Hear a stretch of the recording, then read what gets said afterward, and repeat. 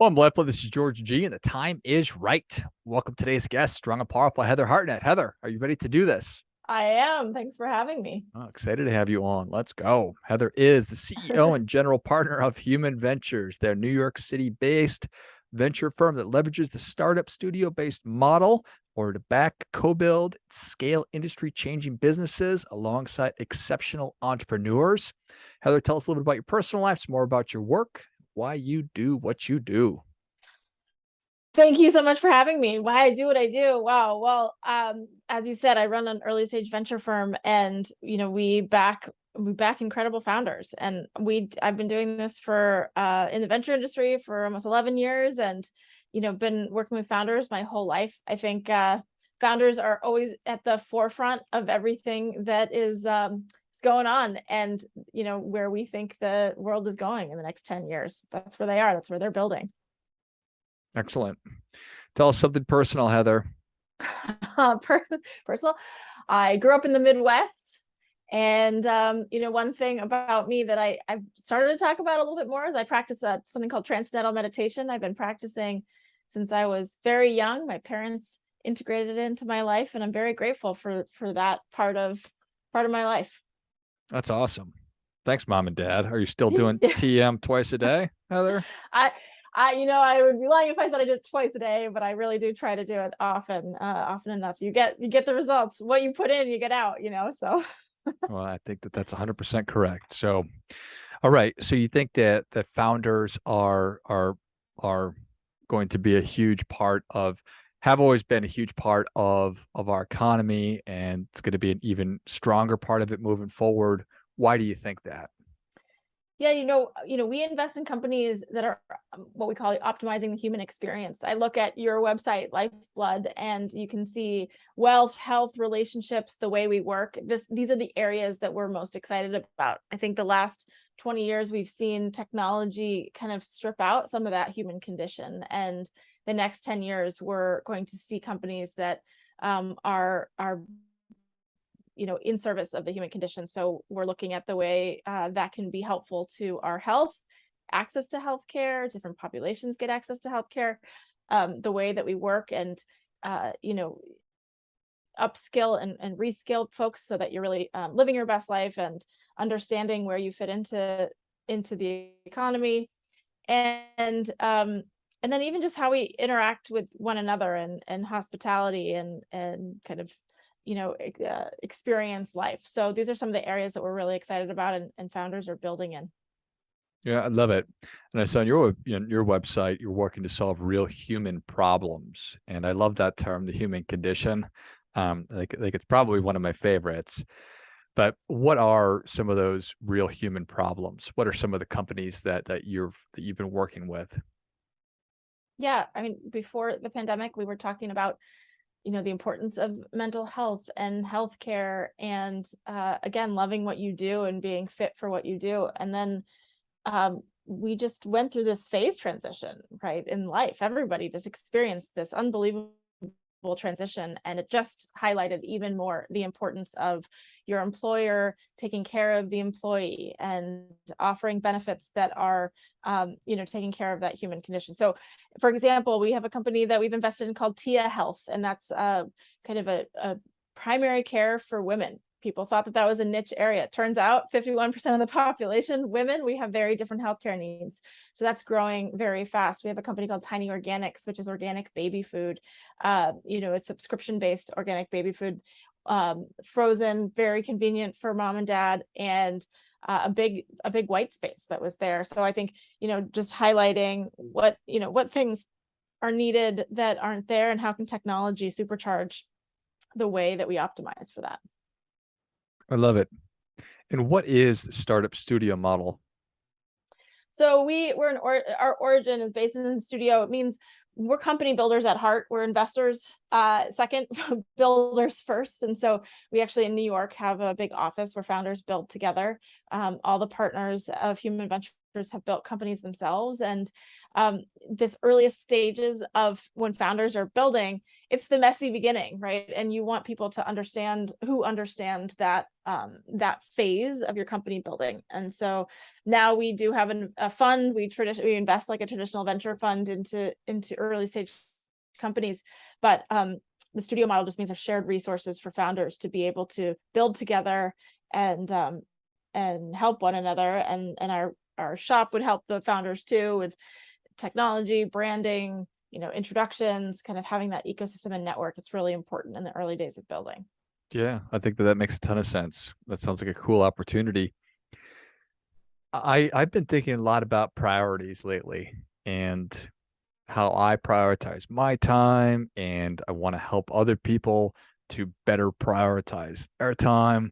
So you're obviously pulled in a million different directions, and then you're working with people who are pulled in a million different directions too. How do you think about, I'm curious how you think about prioritizing your resources, and then how you help these folks who are the startup founders prioritize what they should be doing. Wow, that's $1 billion question, right? If people know how to prioritize your time. I think it's always an exercise. We have 65 portfolio companies right now, Hmm. and we are 3 partners, 10 people in our company. So obviously you do the math. That doesn't mean that you don't have infinite time. So, it is ruthless prioritization. It's thinking, where can you move the needle for the founders? Who are the ones who need your help? Who are the ones who can benefit from that? And then how are you creating systems to be able to do, help one to many? And one thing that we've done at Human Ventures is just be able to activate our network's network. So we don't know all the answers. Founders oftentimes and always should know 100 times more about their business than we know. But what we can do is when they have a question, we can be that introduction to the right person who does know the answer to something that they need help with. And so that's really what we pride ourselves on, is being able to connect our founders to our network and our network's network, and solve problems kind of in a hive mind in that way. So I think that's probably the biggest use of efficiency in our time. Yeah, well, certainly an invaluable thing. And when you have people who have come together with that shared purpose and values and the interest, then you can tap into one another's market. And it's the network effect where you're probably just one or two connections away from exactly what you're looking for.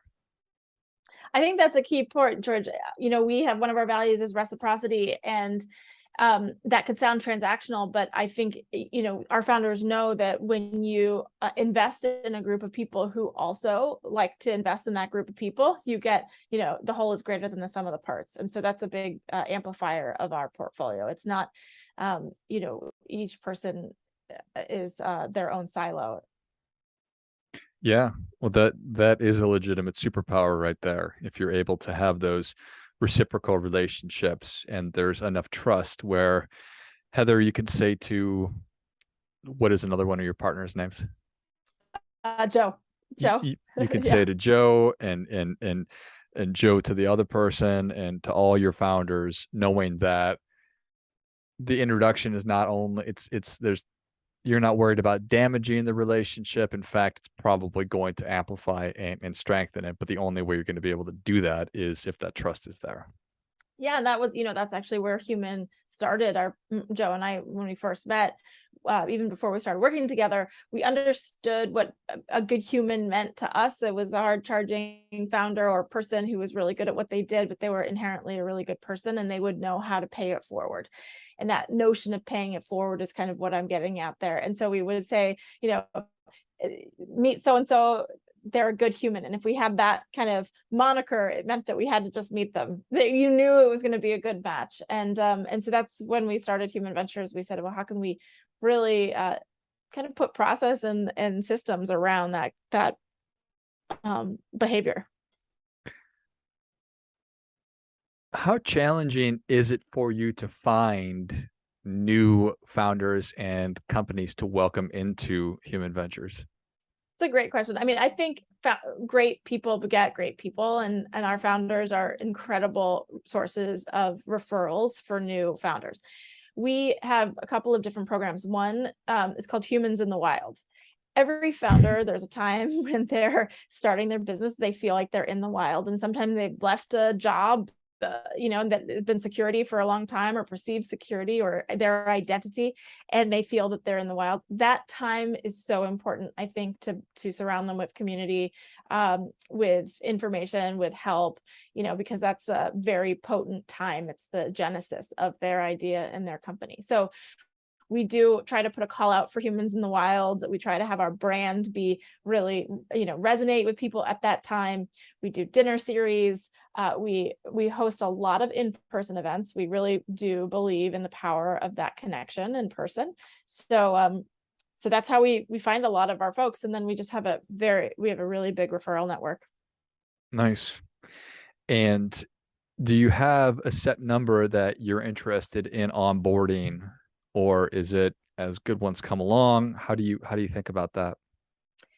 Well, in any venture capital fund, you have your strategy. And so we have, we invest very early. So we actually have a target of quite a few companies in our portfolio. Our last fund, we had 35 companies in our portfolio. So we're first check investors really early. And then, it starts to grow. But that pace, is over a 4-year life cycle of investing in the fund, right? So you can imagine we're doing about 10 deals a year. Okay, got it. And how often are you getting it right, Heather? Too soon to tell. Too soon to tell. It takes a long time. It's the biggest fallacy that it's an overnight success, right? These companies do take a long time to mature. One company that starts the way that whatever it starts as is not going to be the way that it ends up. Jeff Bezos did not start Amazon the way that he started, that it is now. And if you're capturing that opportunity, it continues to grow. So we have some really great companies that are on the growth trajectory. Yeah, that's interesting. How different do you think Amazon is today from what Jeff Bezos initially selling books kind of envisioned? No, Yeah, it's it's night and day. I mean, I think that's where the really big businesses are, when you don't even know that there is a market opportunity. You're creating the market opportunity, and then you're eating into existing, consumer behavior and spending, and that's what they've been able to do. got it. In terms of, you talked about how you have this physical space and the importance of community and actually being around the other human beings. Um, do you ask that your family of companies that the founders come in a certain amount? Do you leave it up to them? Are there kind of best practices? Well, there's pre-pan and post-pan. Right. We're still in the pandemic, right? So before, we had about 10 companies at any given time in our office, until they got to be about 10 employees, because these are early. I think it's a critical time when you only have one engineer or one designer or one product person, or the founder is there to have other founders around, because you can just cut corners, share best practices, have that serendipity. So ideally, we love having, those founders around. Right now in our office, we actually do as well. I'm home right now, but we have an office and we have a bunch of founders. I think everyone's trying to figure out their work environment and their schedule now. For the most part, I think founders love to work with their team in person. I think hybrid is a really tough model. I think all virtual is a really tough model unless you start all virtual, and that's kind of the ethos of your company. But we are looking at companies, and we've invested in one called Murmur, which is a shared agreements platform, and all these kind of tools to help teams codify their systems, their processes, their decision makings, their values, so that culture doesn't get lost. Lost in translation. You don't always have to be in person, and you can scale, but we do love in person. We don't ever make anything mandatory. We give that kind of benefit to the founders to be able to be around other founders. Got it. And what are you doing really well right now, Heather? You for your responsibilities, and what do you feel like you need to be doing a better job at? Oh gosh, these are great questions. You really get down to it. So, women's healthcare healthcare is so underinvested in right now. I'm just at the moment sizing this opportunity. It's one of those areas that I was just talking about. You can't even fathom how big this is. Even just the fertility industry in and of itself in the US is expected to be almost $30 billion in the next 5 years. And that's an industry that is underfunded, information is not out there. I think we're just going to see more and more. That's one very discrete stage in a woman's life. And so I think we've gotten that right, where we know these areas that we're building. And we've also created a brand where founders want to work with us in this space too. So I think that's great. I also think that we know how to build a brand for companies that are not reliant on programmatic advertising. I think there's a lot of consumer businesses that have been, kind of started in the Facebook era where you're advertising online. But I think that we're going back to the really basics of building a brand and engage your customer, engage your audience, and really create that moat through customer loyalty. I think we have a really strong reputation in that my partner Joe has been in advertising and media for a long time and understands the principles there very, very well. What we can do better, you kind of hit the nail on the head. It's prioritizing your time. You're always juggling. I'm a founding fund manager. I do fundraising for my companies. I find our companies, we invest, so it's always a 24/7 game. You're never off the clock. And I love it. So that's good. You have to integrate what you love in your work so that you don't feel like you're ever working. But then, it's always a constant prioritization of time. Constant prioritization of time and making sure that you are taking care of your human condition as well as everybody else's human condition. It's true. Yeah. To that end, I've started boxing. Nice. I actually love boxing. So that's my exercise of choice at the moment. And actually a lot of people on our team do too. And so we're making it a team thing. I think that's super cool. Do you try and block into your calendar open space?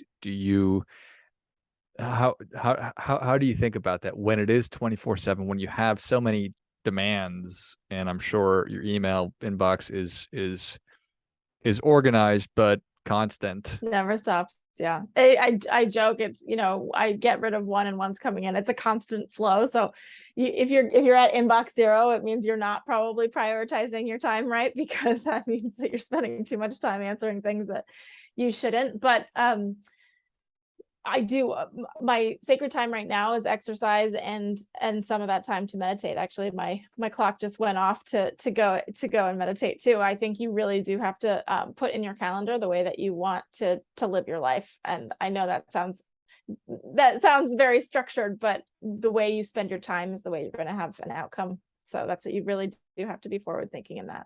Yeah. It's not going to happen on its own. Right.